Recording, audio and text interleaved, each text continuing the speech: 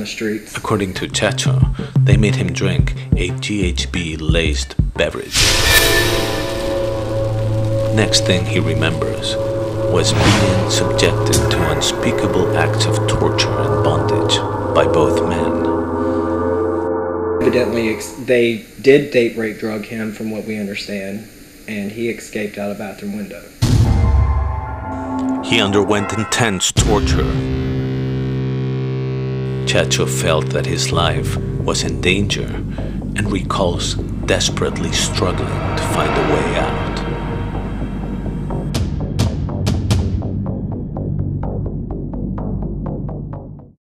We weren't going to let go of the fact that we weren't asking for determination for them the police to actually say that they were linked together immediately, but at least look at the possibility that it was more than just coincidence that my friend left with 2 guys, this guy was picked up by 2 guys, at least hear his story. They weren't even listening to his story at that point. At least listen to his story. They convinced this guy who didn't really want to talk to police because he was afraid. Police presented Chacho with pictures they had of individuals who solicited GHB illegally from the internet, and he positively ID'd the 2 men. Agents quickly followed the leads and interviewed the neighbors of a certain Steven Lorenzo of the upscale Powhatan neighborhood at Tampa. They described him as a nice guy, a handyman who oftentimes helped his neighbors with their remodeling jobs and related tasks. One of his neighbors heard screams coming out of Lorenzo's home, but discarded it as an event of no consequence. As part of an undercover operation, agents intercept a package from the post office containing the drug GHB, which had been ordered from Canada and was about to be delivered to Steven Lorenzo. Operation Webslinger, like many operations of its kind, is an effort on a nationwide scale to stop the illicit purchase of drugs over the internet. In the Tampa Bay area, 20 people were arrested, and amongst them, Steven Lorenzo. All right, boys, you ready? Open up, police!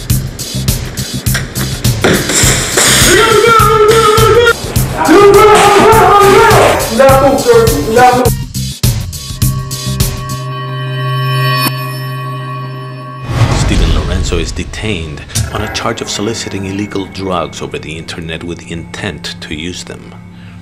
But agents had chatroom conversations in which Lorenzo uses the alias Construman and admits to having used GHB on unsuspecting victims.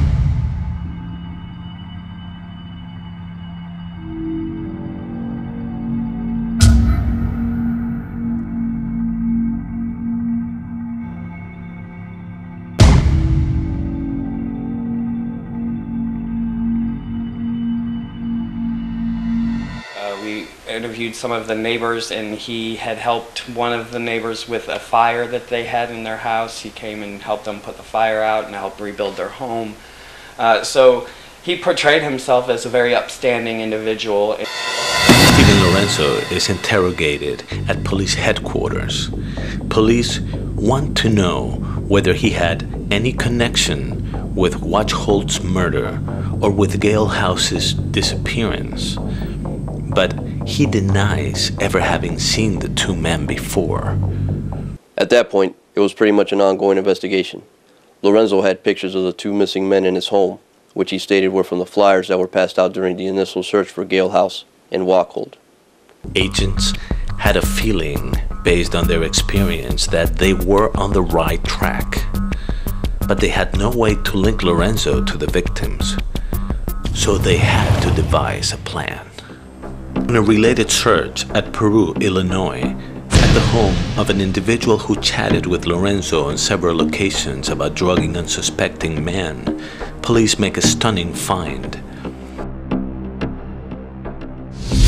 Objects of torture and bondage designed to restrain, such as specific ropes to hog-tie subjects, handcuffs, vice grips, duct tape, etc., all contained within a bag that Schweikert said he took with him on a daily basis on the trunk of his car. Scott Schweikert could not be arrested, but his laptop was confiscated by authorities.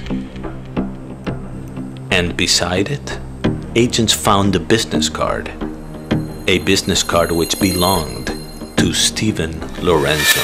A thorough search of the contents in the hard drive revealed a horrifying chat between the two men and a tangled web of intrigue.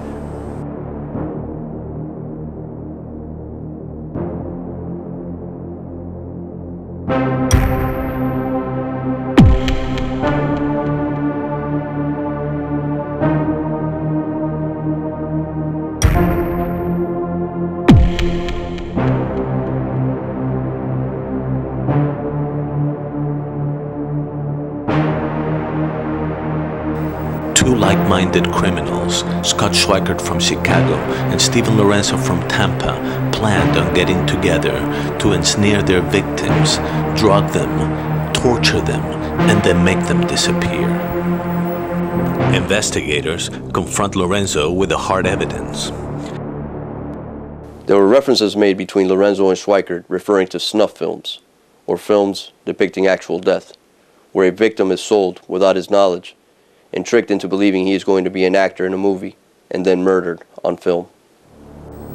A local magistrate determines that Stephen Lorenzo is a danger to the community. They can and will be used against you in the court of law. You don't know what you're doing! And orders him to be held by authorities at the Orient Road jail until further notice. We're now under arrest, buddy. Get him out of here. Get rid of him. Get rid of him. He's the guy.